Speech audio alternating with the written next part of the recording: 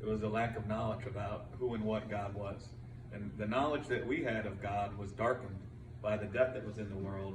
And the way we knew God, we were knowing him through the sin and death that was in the earth. And it defiled his name in our hearts. And so the way we knew God was lending itself to us being filled with labors and annoyances. Because basically we saw God as the punisher, the one who's punishing us and condemning us because of our sin. And so that lends itself to the idea that the way I'll get out of this punishment and condemnation from God is by working, right? Or if he's the one punishing me and condemning me, I can't rest in that guy to give me life. I got to give myself life, right? And so now I'm not even engaging with God. And so it's not even like you go off and make an intellectual choice. What you know about God will either produce rest in you or it will produce labors in you. And you ain't got to try to do either one, right? It's what you're knowing about God. And so it's like if you want to rest, don't let your mind be filled with trying to rest, because now you're still busy with the carnal mind. If you want to rest, let your mind be filled with, I want to know God. I need to know you, God. That's the problem here. You can pray about so many different things. I used to pray, when I was a drug addict and on drugs all the time, I used to tell God, man, you're having a bad trip or you're coming down off some nasty cocaine and man, you're stressed out. It didn't fail every time. Lord, just don't let me die. Just get me through this. I'll never do it again. Lord, help me quit doing all these drugs. It was all these external prayers.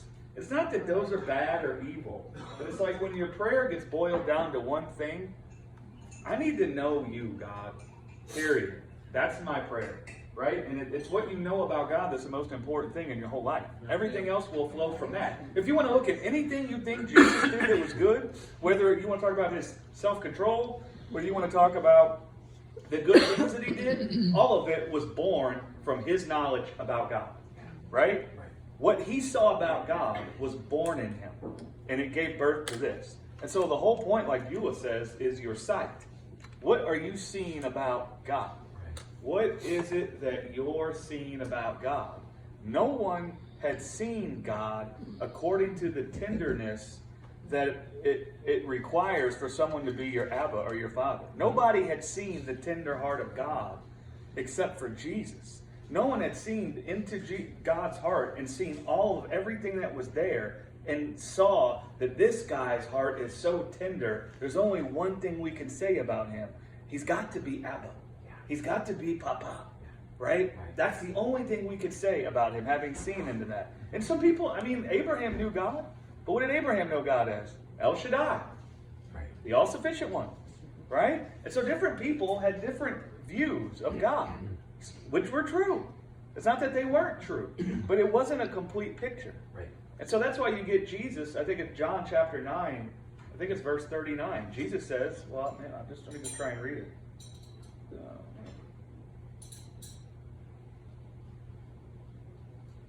We don't like hearing this is the thing Jesus came to teach. You mean I got to know God? Yeah. Man, I have to talk to him and hang out with him? Oh, man. 9:39, and Jesus said, for judgment I am come into this world, that they which see not might see, and that they which see might be made blind. See what? Who God is. Something about God.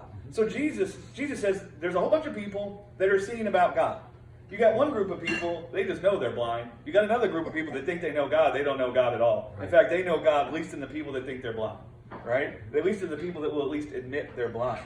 And so Jesus says, for judgment I came, not to condemn. He says, I came to make a decree about who God is, so that those who were blind to the truth about God and what's in his heart for them could see God for who he is. Yes. And so that those who thought they knew God could see that what they knew about God was completely wrong. Now, when Jesus says that in John chapter 9, he had just given 2 judgments about God. In the account of the woman caught in adultery, he gave a decree about who God is. Yeah. I'm God, here I am standing here. You had the Pharisees who were those who thought they saw. They thought they knew God. You had the adulterous woman who was just blind to God completely. Right. And there's Jesus. And what does Jesus do? He declares who God is. He declares how God will manifest himself towards sinners. Right. He reveals that God's heart is filled with tenderness towards sinners. God's heart is filled with being good towards sinners. God doesn't show up to condemn sinners. God shows up to condemn that which is condemning sinners. That's what God shows up to do. Right? And so the debt that was hanging over the woman caught in adultery's head was Goliath. Jesus shows up and he's David. And Goliath is there uncovering the woman's nakedness. The woman was thrown down at the feet of Jesus naked. Right. Uncovering her nakedness. Look at her sin. And Jesus stands up there and he's God. And he comes in the likeness of David. And you know what he says? Who is this uncircumcised Philistine uncovering the nakedness of my daughter? Right? And then he gets busy condemning that which was condemning the woman. But he's doing it all as God. To make a judgment or to reveal the true judgment about God in the earth. We'd all made a judgment about God. Everybody made a judgment about God. Jesus said, well, since I'm the Son, I'm the only one who actually knows God. So let me come and make a judgment. And so here he is, making a judgment. When he removes the accusations, what does he tell us there? I'm not the one who accuses sinners. I'm the one who removes the accusation against the sinners. I'm not the one who condemns sinners. I'm the one who justifies the sinners. I'm not the one who punishes the sinners. I'm the one who heals the sinners. I'm God. Right. The Pharisees thought they knew God. And what did they say? God says she should be stoned. But John 3 says that God did not send his Son into the world to condemn the world, but to save them. Yes. If you've seen me, you've seen the Father. It's like we think the Father is somewhere else, and he's busy having his own thoughts about the sin, and he just can't, control himself, so he's going to send his Son, lest he come and kill the people. Right? But when it says that God sent his Son not to condemn the world, but to save the world, and Jesus came as the express image of the Father, that means the Father, when he comes, he doesn't come to condemn the world. He comes to save the world. Right. So Jesus is revealing that judgment about God. In John 8, then he goes into it again in John 9, right at the beginning. He heals the blind guy. They want to know who sinned. Right. We always want to know who sinned, right? Oh, or who absolutely. is sinning. Especially in church, right? I mean, not in our church, but you go into most churches, we're busy looking around to find who's the one sinning. Right? Who's the one sinning? Somebody's got to be sinning here. Right? The second somebody comes up with some major money problems, it must be because you're sinning and not giving your time. Have you confessed that? Right? Sin? Have you been confessing your sin? Right. Oh, and so they're like, who sinned? Their mind is filled with the sin. And Jesus is like, neither this guy or his parents.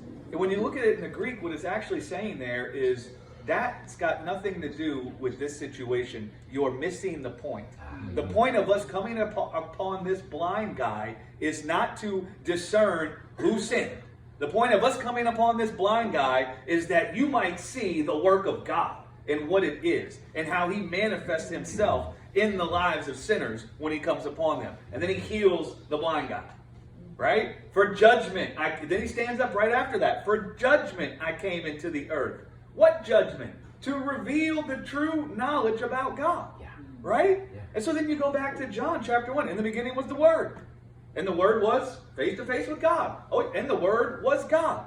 So John says the Word was made flesh. What Word? The Word about God. Yeah.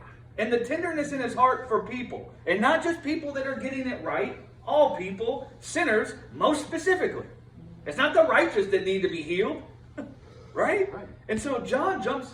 He's setting all of this up, right? The word about God entered the earth. Jesus says, for judgment, I came into the earth.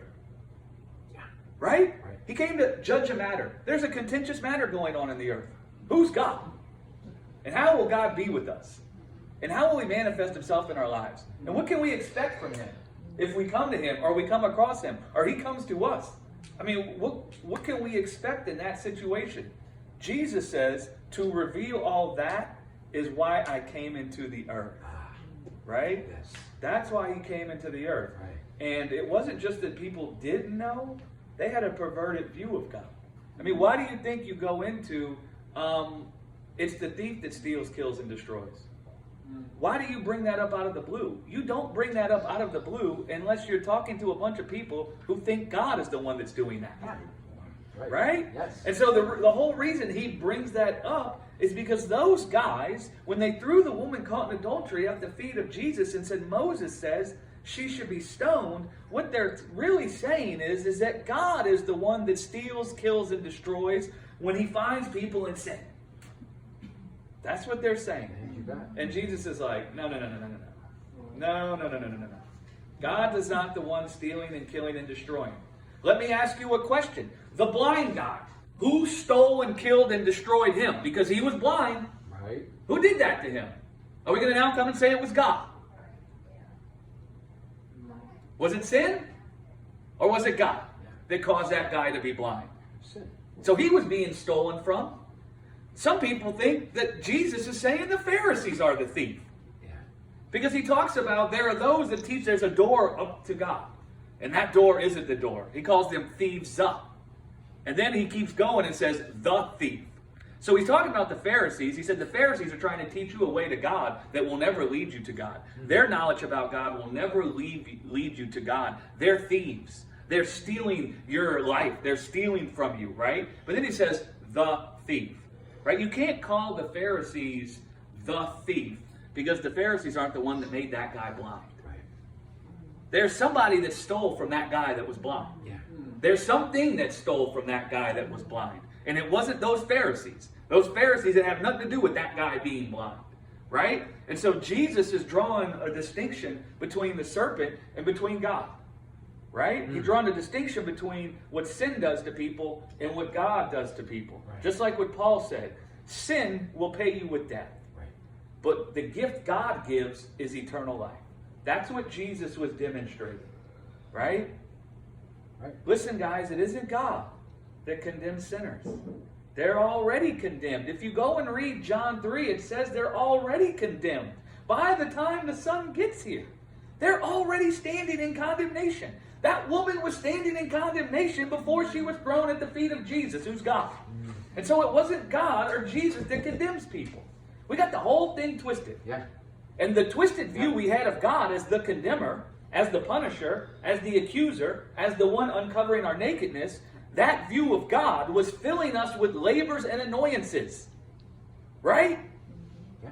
And we were perishing on account of the knowledge we had of God. Right. Our understanding was darkened, Paul would come and say. What was it darkened by? Well, if light is synonymous with life, then death is synonymous with darkness. Right.